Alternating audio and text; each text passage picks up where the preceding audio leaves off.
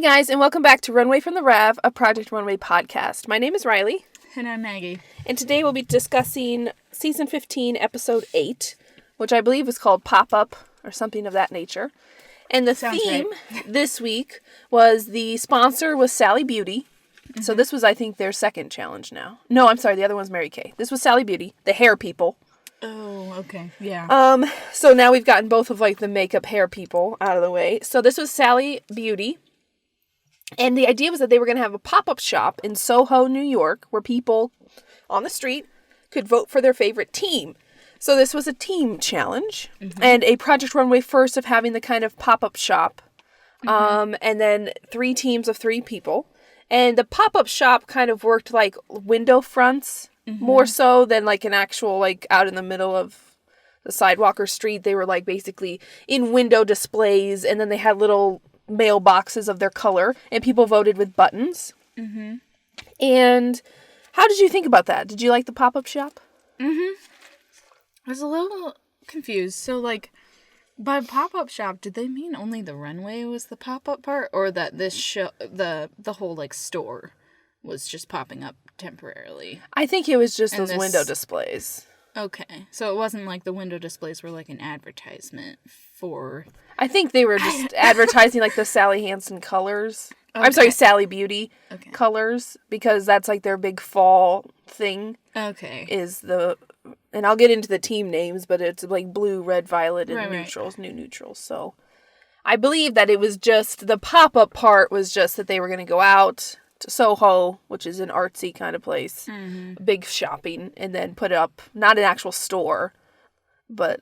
Okay. Just window displays, I believe, because we didn't see anything inside. No. And then Tim was out there for a while talking to people, and then the designers on their teams were actually held back inside, they could watch, live footage of people voting for them, and that was kind of cool to see some of the teams who didn't think great of their designs, were able to see it. But anyway, let's get into the teams in the workroom, and then we can come back to the pop-up, because there was a little surprise there, I think, with the pop-up decision. But the idea behind this episode is Sally Beauty, this pop-up shop, and then the people who were voting on the street, that would count for 20% of the judging, which to me, I think it should have been 50%. Yeah. But maybe it's just each judge is 20% or something like that to add up. I'm not sure. Okay. But I just thought it was odd. 20% seemed so random to me, and they did not describe why it was 20. But you think the people who'd actually buy clothing, your actual customer would be a little more important for your design, but hey. So anyway, Tim comes out with, I don't remember his name, the guy from Sally Beauty, and they talk about, the colors and say that it's going to be another team challenge, and you get kind of the big groan, even though last time I think the teams, for the most part, went pretty well. It was actually really dramatic when someone had to go home, because all the teams worked so well together. Had decent designs. So this time there's 3 teams. And I don't remember what was the first team, but one of them was Team Red Violet. Yep. And that was Dexter. And these were all pulled from a button bag. So this first team was really. So first I think they pulled out Aaron. And then they pulled Dexter right after. And it was okay, they're best friends. Of course they'd get on team together. And then Cornelius. And we'll talk about that in a minute. Next, we had Team New Neutrals, and that was Jenny, Natalia, also friends, and then Majing, who this is his second team challenge where he's just kind of been the odd one out. Yeah. But I also don't think, other than Tasha, he's made any real friends in the workroom, in terms of always seeing them together. So I think he'd always be the odd one out. Last time he was on a team of mostly guys. Right. Still the odd one out. This time, still the odd one out. And then last we had Team Blue. We had Red, Violet, New Neutrals, Team Blue. And that ended up being Roberi, Rick, and Laurence. And this is my power team. Rick and Laurence consistently make things that are super my style. And then Roberi is just always the sleeper. I feel he has, I don't think he's won yet. And he just kept under the radar, but making kind of cool stuff. Ever since his lantern dress. I think we've been a fan since episode 1. Yeah. He's had some, kind of meh outfits, but I think he's always been pretty solid. So I was just dang, Team Blue. Yeah. I was already won over because of Laurence and Rick. And then throw in Roberi, and I was yes. Plus Blue. way more fun to me than, because I wasn't sure quite what color Red Violet would turn out to be. Ended up, they just were red. Yeah. And then Team Neutral, they went really brown with it. Yep. So those were our teams. And then in the workroom, it was just a 1-day challenge. I'm not sure how much money they got, but they got to go back and design. So they had to make 3 pieces. So this is the first team challenge as well, where you could, everybody, make their own garment if you wanted to. The last team challenge, there weren't enough pieces, so you had to collaborate. And so this time, with Team Blue, I believe they all made their own piece. And they just had insight with each other. They picked what color blue. They decided to kind of break up the blue with the color white and black. But I think Robert, Rick, and Laurence all made their own. Yep. And then Team Neutral, Jenny, Natalia, and Majing, I think struggled a little bit because neutrals are so neutral, and on the runway they don't always have as much pop. But they picked really warm, kind of bold, burnt orange camel colors. But they were all warm tone browns. And they mix and matched quite a bit. I think Natalia really carried the torch on that team. She made a lot of the pieces. I think she touched each garment. Yeah. Whereas Majing and Jenny only made one. And then Team Red Violet, or basically just Team Red, was Dexter, Aaron, and Cornelius. And Dexter made his own piece. Aaron made a jacket and a top. And Cornelius had a skirt with that. And then Cornelius made a whole nother piece. And there was some drama this week. So I think the last 2 episodes, we've been seeing a little bit more of Aaron and Dexter, who have really become friends, really bonded. But we've also seen some kind of negative sides of themselves, talking up their egos, kind of sitting on the side while other people are working, things like that, which is not positive. It casts them in a negative light and makes them seem kind of like they're not trying as hard. And they have both, I think, been in the bottom now 3 times in a row. For other people, that's a death knell. You're done. But for them, they're not getting it that they're in the bottom. Like, they don't seem affected. And other designers aren't like, Aaron's been in the bottom 3 times. And no one says that. Right. Which seems odd, because with Brick or other people, they're like, oh, they've been on the bottom. Or even Cornelius. So Cornelius, because he got paired up with friends, felt like he already went into it knowing they weren't really going to listen to him. And Aaron and Dexter, we already know, kind of designed for the same type of girl, like this funky kind of girl who likes oversized things or kind of weird, edgy things. And then Cornelius's girl, I'm not really sure of. Right. He's been kind of in the he's kind of fresh out of school. So, and he just had some ideas. He wanted to throw in more color than just red, split it up like the blue team did. He wanted to mix and match pieces, and they just were not having it. Like, they were like, no, what we have is great, it's perfect, it's nice. Majing, I think, had a little of that on his team. But I think Jenny was kind of the broker between, Natalia kept wanting to have, secret meetings just with Jenny. It seemed, and Majing was like, what are they talking about? What's going on? And Jenny was always like, should we tell Majing about this? Should we bring him? But, and it was just so we had kind of 3 mean girls, I think. Dexter, Aaron, and Natalia. It just really focused, I think the episode focused on Dexter and Aaron. I would agree. Would you think, I hated that part where they put the sticker on his back or something. Yeah. And then he was like, why did no one say anything? And then they started laughing and were joking and making fun of him. That was just so childish and stupid. Yeah. Well, and with Dexter and Aaron, they kept calling him Corey or Corny. I couldn't quite tell which one it was. But calling him these pet names. But they're not close enough friends to do that. They've never called him that before this episode that we've seen on air. So it just felt like because he's maybe slightly younger than them or because he's not their friend, that it wasn't a term of endearment. It was putting him down. Right. Kind of, because they kept saying it. And he, at least the edit we got was that he was working his butt off. He made 2 skirts, he made a jacket and a top. He helped with Aaron's jacket and helped with the structure of it. Aaron made a jacket and a crop top. Right. And then Dexter made it looked like one dress, but it was actually a vest and a skirt. So that was quite a bit of drama, and Tim got a good taste of it when he came into the workroom. He met with, I think, Team Neutral first and encouraged them to kind of amp it up. Yeah. And they all agreed. And I think by that point, they were getting along a little better. I don't think Majing was feeling the pressure quite as much. And then with Team Blue, I think he liked it. He just wanted them to also kind of... Yeah, well, he said that he saw some strong pieces, but then he saw some stuff that really wasn't that good yet. Right, like that was too basic. So I think it was mostly Roberry's like skirt they wanted to change, and then something I think with I think he wasn't sure about Rick's dress either. yeah, I think it was Rick's dress. So there's the pieces underneath because it was a fall kind of theme to go along with the Sally Beauty fall colors. That it was like a lot of jackets and fall like warmer weather wear. So their underneath pieces are almost always more simple then to focus on the exterior. But yeah.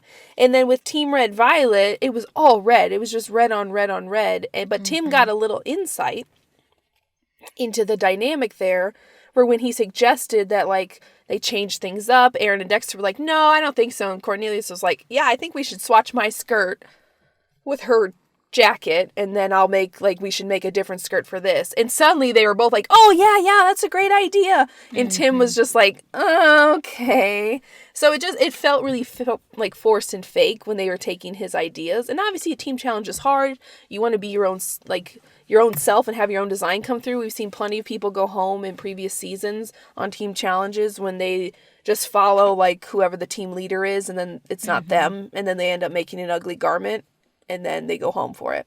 Yeah. So was there anything else in the workroom that I'm missing? Oh, there is one key piece. One of my favorite quotes of the season. I'm going to butcher a little bit.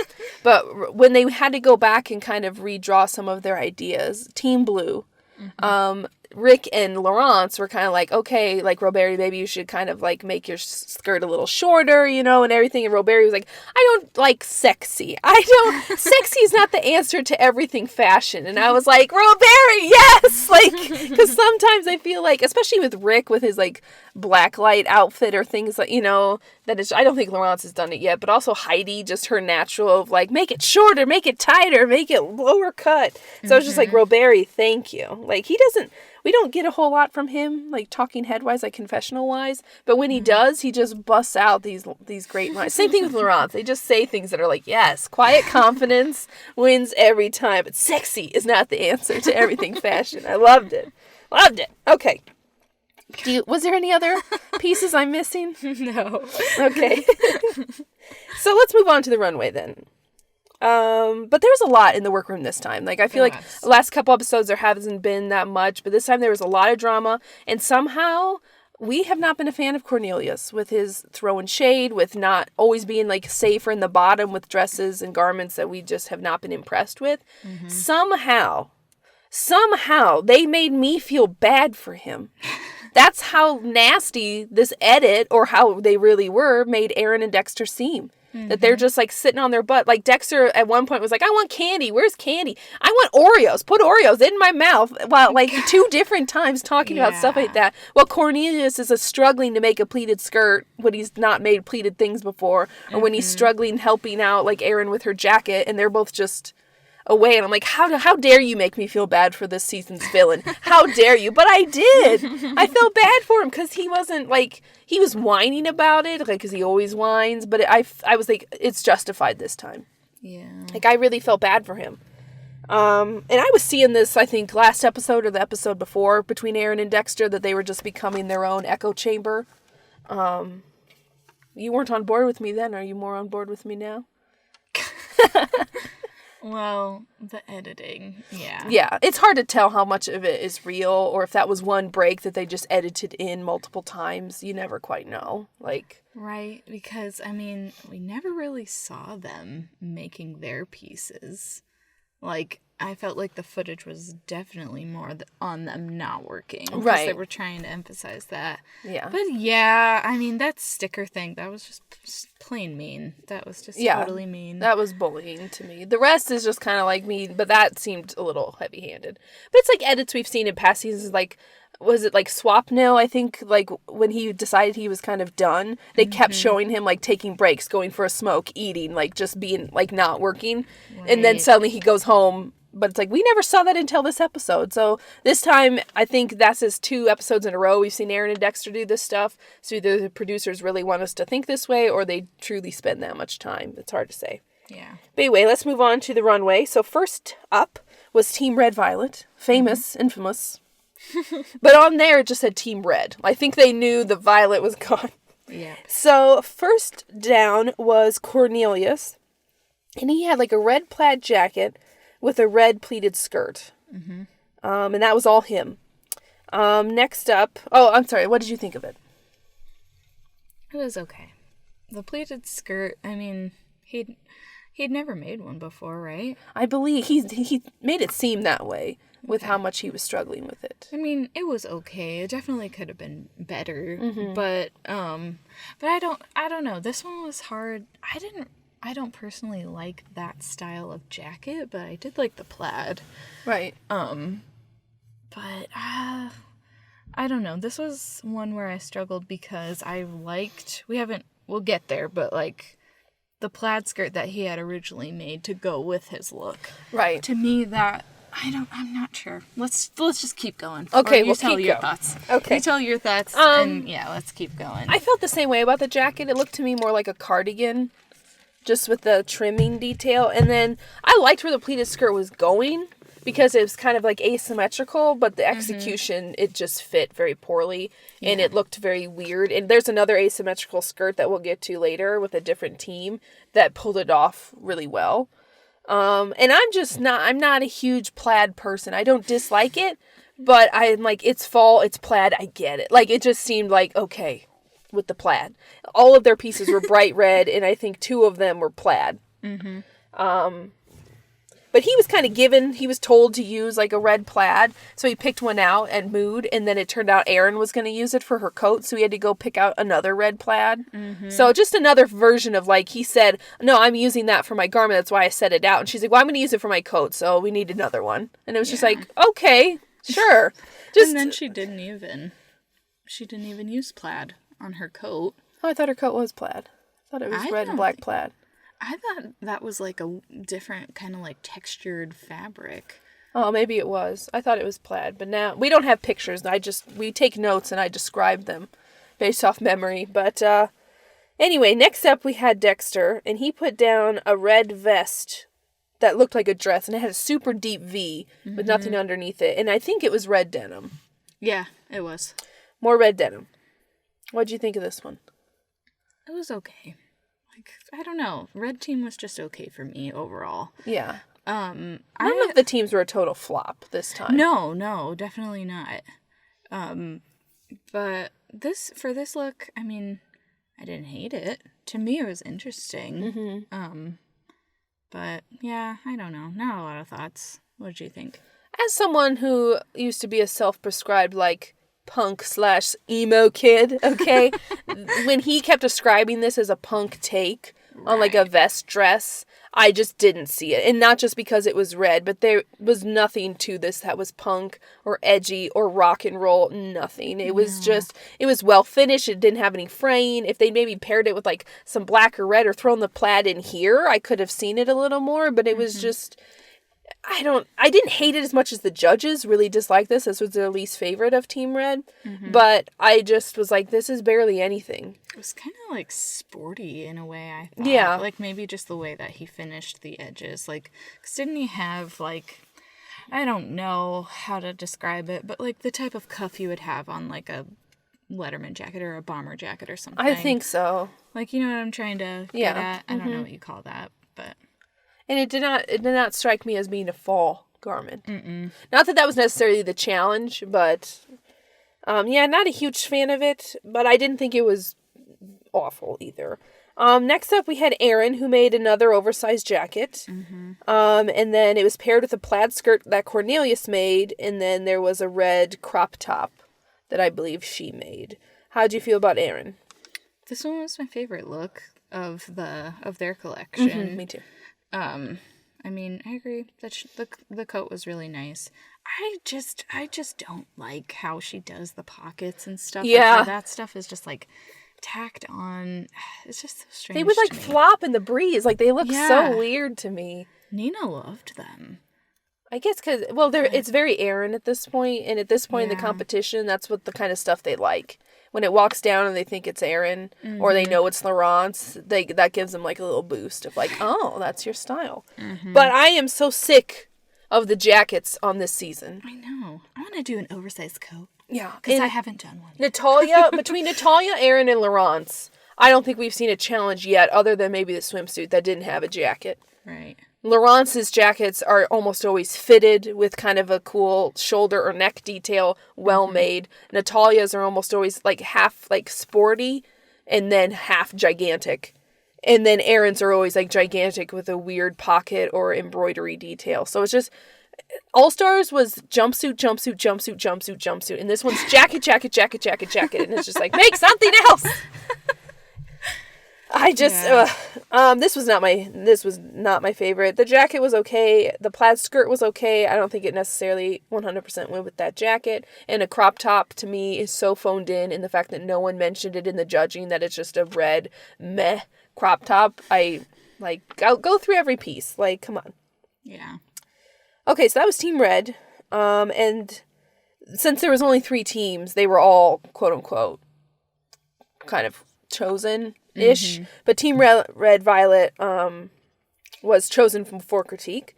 Next up, we had Team Neutral. They were in the bottom. In the bottom, yes. And then Team Neutral was Jenny, Natalia, and Majing. Now, Team Neutral won the pop-up vote of the people, which gave them a 20% boost. And the judges said they liked this one as well. Mm-hmm. So the first look that came down was Natalia, who made these like gray, they looked like leggings. I'm sure they were like jeans, but they looked like leggings. Yeah, they were really tight. Yes, and very they had, tight. Like cuts in the knees. Yeah. Yeah. Sporty streetwear, I think, is Natalia's style. And then it was with a brown jacket and with a white shirt underneath it. It was pretty simple. Mm-hmm. And at first I thought the jacket was a vest because of like the color cutout. Yeah. It looked like a brown vest, but it actually did have like cream colored sleeves with it. Mm-hmm. So what did you think of Natalia? This one to me was just okay. I thought the cutouts on the knee looked really weird. Yeah. Like, I don't know. It was kind of like a doll, like the joint on like a doll whose legs bend. Like, that's what it reminded me of, which sounds weird, but I don't know. I like the warmer brown that they used throughout. Yeah, that camel kind of like reddish brown. Yeah. Mm-hmm. Yeah, this one, I was neutral. Wow. Wow. I liked this one more than I thought. I really liked the silhouette of the leggings with like a slightly larger jacket. I feel like I see that a lot, especially in the fall. Like a lot of girls are going to wear like the jegging style. And then it was kind of like a Letterman jacket, almost like little bomber kind of jacket. So I liked it quite a bit, actually, in that way. I don't think anybody's put down pants quite like that yet. So I was just like, this is like actual street fashion for the fashion show that was going to be judged by people on the street. Like, it did not surprise me that Team Neutral won because it's clothes that people in Soho would wear at fall time, I think. Like, they're very achievable. Right. Next up, we had Jenny / Natalia. I think, so this was beige, like kind of flowy pants. Mm-hmm. At first I thought it was a skirt. That's how flowy these were. Yes. I had to cross out skirt and write pants. And they were long. And then it paired that with like kind of that burnt orange camel, like with a sweater that Jenny put quote unquote popcorn details on. Like these beige, they almost look like teeth. Like these beige little squares on the shoulder. But so Natalia made the pants. And Jenny just made the sweater. Mm-hmm. What'd you think? This one I really liked. The popcorn was definitely like kind of a weird detail. But I don't know. I just like this one, like the whole overall look. Because their model had like this brown, like wavy curly-ish hair. Mm-hmm. And it was just like down and kind of flowy. And I don't know. It just was cool. It was like really easy and laid back. Like, I liked it. What'd you think? This one was not my favorite, but I'm not a real big, like, sequined sweater person, but I think Jenny is, and probably Soho people who would wear, like, a camel jacket would also probably wear, like, a bedazzled tooth sweater. I forgot to mention one thing about this challenge. So this Sally Beauty challenge, these colors are for a colored hairspray, and this is something we need to discuss. So everybody the makeup was much better this time, I thought. Mm-hmm. But the hair not every model, I should say, needed to have color, but at least one of them needed to have, like, your team color. It seemed that was, like, a side rule. So, like, Team Red had one of their models, and it was, like, a hairspray, but spray paint. Yeah. Okay, this was, like, spray hair dye. So, Team Red, on one of their, like, blonde, light brown-haired models, put these red, like, slashes towards her chin in her hair, like paint. So I wonder if next episode we'll see like remnants of red, blue, and neutral. So Team Red had that, and then I think they also had one of their girls wear like a top knot ponytail, super long, with like a red. It was either red extensions or they sprayed that much of her hair red. And then one of the others I think just had like a little red streak. With Team Neutral, one of the girls they put gray in, not a lot. Yeah, Those were much harder, and then two of them had like auburn brown that was slightly different, but I think all their models had like brown hair. One maybe was blonde, and then for Team Blue, one of the girls had like these weird double braids real close to the skull that had like a blue cord braided through with it, and then one of them just got this really awkwardly large blue racing stripe on the side of her head, and I was just like, this is where hair fashion's going? Hairspray racing stripes? I can't believe I forgot to bring that up. So that was just another piece to take in with the fashion. So not only was Team Red wearing all, like, I think, like, brown boots with, like, red socks and red accessories from the Just Fab accessories wall, they were also wearing a red skirt and a red top and a red jacket with red hair and red lips. It was a lot of red. Yeah. Team Neutral was mostly neutral makeup. Kind of everyday looking makeup, and then because they had like gray and auburn, it sprayed into brown and black hair, it just, you couldn't really tell. And then the blue, they did not go as crazy with blue for accessories and stuff, so it didn't seem as overwhelming. Okay, back to Team Neutral. The final look was put down by Ma Jing and Natalia, and this was a brown, like a long brown camel colored coat, kind of an oversized coat, paired with a tan dress that had like a belt. Yeah. And Ma Jing made the dress, and then Natalia made the coat. So Natalia touched each one of these with, I think, that was the more successful piece on each of them. And then she had her whole own garment with, like, the leggings. So what did you think of this Ma Jing Natalia combo? This one I honestly don't quite remember. I mean, I do remember the dress.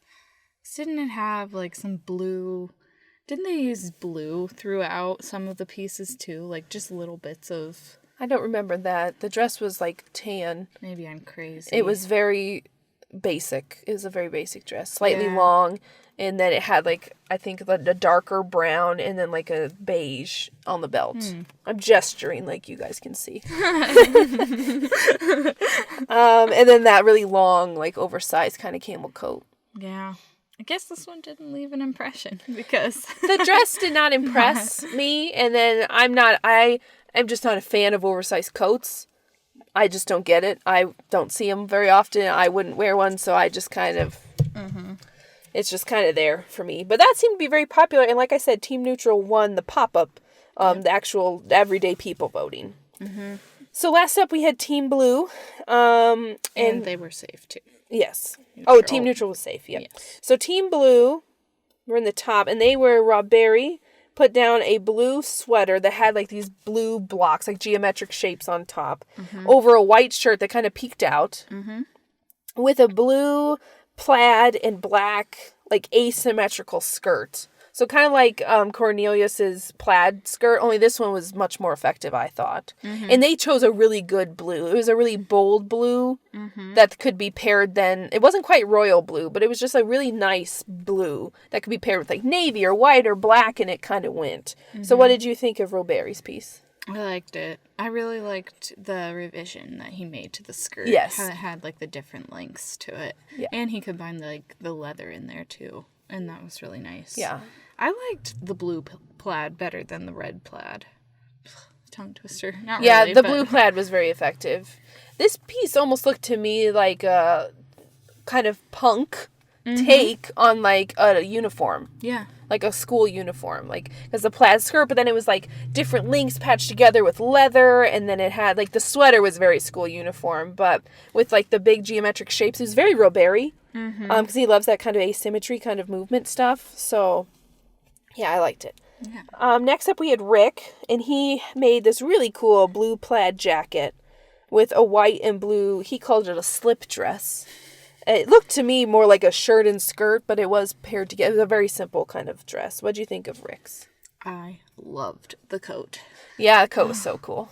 It was really nice. It's like a little trench almost. Mm-hmm. I think this was probably my favorite look for this week. I mean, the dress was super simple, and I mean, if he didn't have the jacket, I think the dress would have been, I don't know. Right. I don't think they would have liked it, but that's not the point, I guess. Like, yeah, I don't know. Yeah. Oh my God. His jacket was good enough that it saved the basic of the dress. Yeah. Whereas I felt the Maggie Natalia one, the basicness of the dress was not saved by a basic coat. Mm-hmm. So last we had Laurence, and she put down a blue tuxedo jacket, including tails. Not full size tails, but it had tails. And it was kind of cropped in the front over a white shirt, like a flowy white shirt. And then these really, really good, well-fitting navy pants. Mm-hmm. Like those were some trousers. Sorry, Brick. Yeah. Your glitter bell-bottom pants did not fit like these navy pants of Laurence's. So what did you think of Laurence?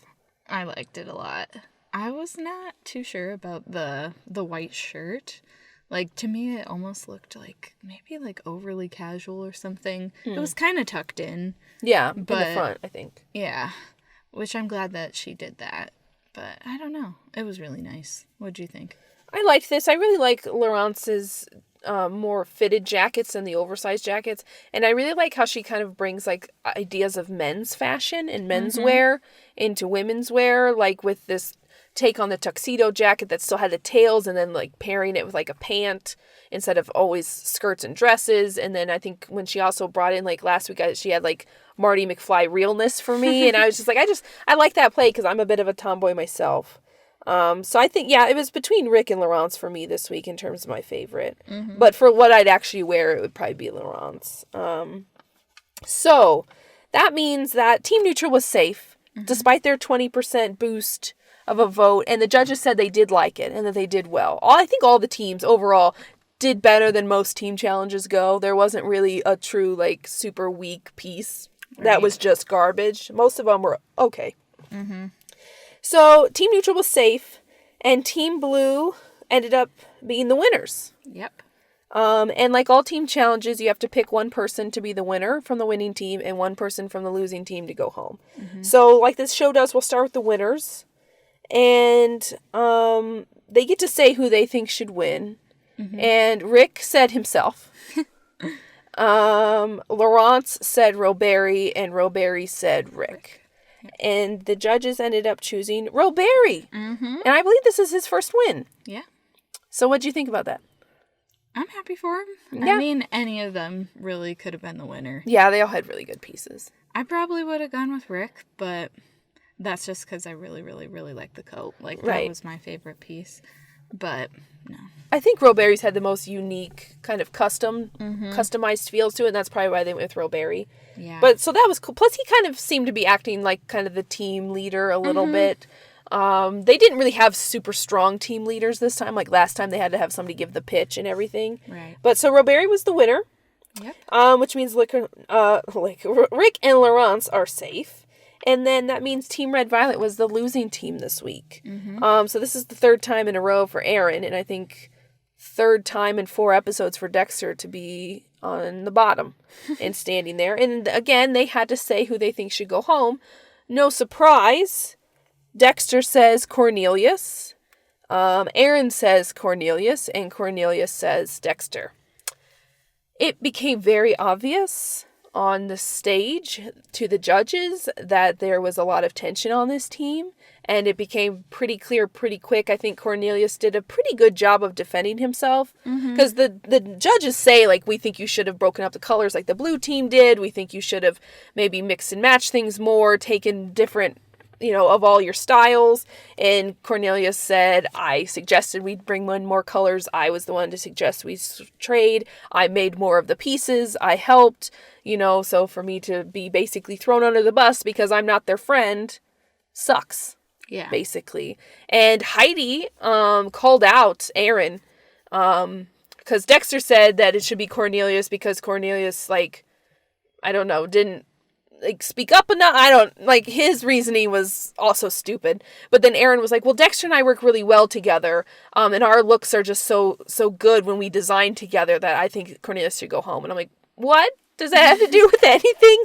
And Heidi was like, that doesn't, she called her out and was like, this, Mm-hmm. And then, to his credit, Tim Gunn, when they brought things down to critique it up close, Tim said that, Cornelius was on a team of mean girls. Yep. And that they, bullied him and picked on him and did not listen to him, despite, like, the only time they listened to him was when Tim was there, basically. And they did like Cornelius's look the least, despite tearing Dexter's apart on the runway. When it actually came down to them looking at it, they liked Cornelius's the least. Right. And it ended up, how did you feel before we get into that? How did you feel about were you like, I was like cringing, like with like secondhand embarrassment and like frustration. Poor Cornelius, how dare you make me feel poor Cornelius? I know. I was like squirming, like waiting for them because I was like, it's so awkward while they're like, I think Cornelius should go home because I don't want to go home, is basically what they were saying. And I won't throw my friend under the bus, so screw this guy. It was uncomfortable to watch. Yeah. I wonder how different it would have been, because last week we wanted Cornelius to go home and Brick to stay. Yeah. How different it would have been if Brick had been here. So, like, Cornelius, I was fine with him going home, but in this particular instance, he was chosen to go home. Yep. And I thought that was unfair this time because he wasn't given a chance to make it better. Obviously, he could have put his foot down and bought a different color. He could, but then it wouldn't have been cohesive. He still probably would have gone home. Yeah. So he goes into the back. Cornelius and Dexter start fighting because Dexter says something about it. And Cornelius is like, you know what? I'm done with you. I am so sick of this. I said everything the judges said. You guys didn't listen to me. Ma Jing, bless his heart, stands up. And they're sitting next to each other on the couch, Cornelius and Dexter, like facing away.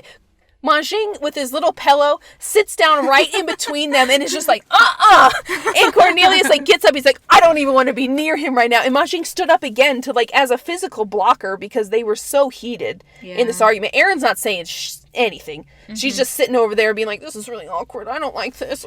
And Dexter and Cornelius, who've been going at it all season, like throwing shade at each other, are both just like, rah, rah, rah. Tim comes in and says, because he knows how Dexter and Aaron were acting, and they can lie as much as they want on the stage, and they did, that they worked hard and they did listen, and, that they worked just as hard as Cornelius. They lied through their teeth. But Tim knows, and obviously the producers know. And he said, Cornelius, you are not going anywhere. And the Tim Gunn save was used here in episode 8. On Cornelius. I never would have thought, but how did you feel? And then I'll say mine. This is a trap, isn't it? No, you go ahead. You say what you want. I am not happy that it was Cornelius. Like, like, as we said, it was really hard to, like, how could you not feel bad for him? Right. Because it was such a crappy situation. Right. But I don't know, like... He's also never made anything that impressed us. Right, and that's why I'm just like, ugh, what a waste, Tim. Yeah. But, I don't know. I mean, I think this was a perfect situation to use that Tim Gunn save. But yeah, right. I'm a petty person, I guess. I'm just like, no. Not on you. What's your I also felt like, I kind of wanted it to be used on Alex or saved for later on when someone truly messes up, like just has an off day. But I think this is the other time it's been used in the past. Tim does not abide bullying. He does not abide people pushing other people around. So I just knew kind of from the beginning, I'm like, if this goes so badly and Cornelius gets voted out, in my back of my head, I was like, Tim will use the save because it's not Cornelius' fault. He didn't make a bad piece because he's not a good designer, although he's made bad pieces before. But this particular time, his piece was not awful, and he wasn't able to make the piece he wanted because the two people on his team constantly were either not listening to him, talking over him, commanding him to make their things too. So Tim used the save, and I am not really that surprised. I also don't really like the idea of the save. I think when you're out, you're out. Just like Heidi says, one day you're in, one day you're out. Yeah. But this will extend the show an additional episode unless we get a double elimination. But so that's this episode. So we saw the Tim Gunn save used. We had our another team challenge. I think that might be it now for team challenges, unless they're really small teams later on. Yeah. Or another one right after, back to back, because we are our top 9 designers now. So, any final thoughts? No. And I did not see a preview for next week. I feel like I didn't either. I don't know. So it'll be a mystery. Okay.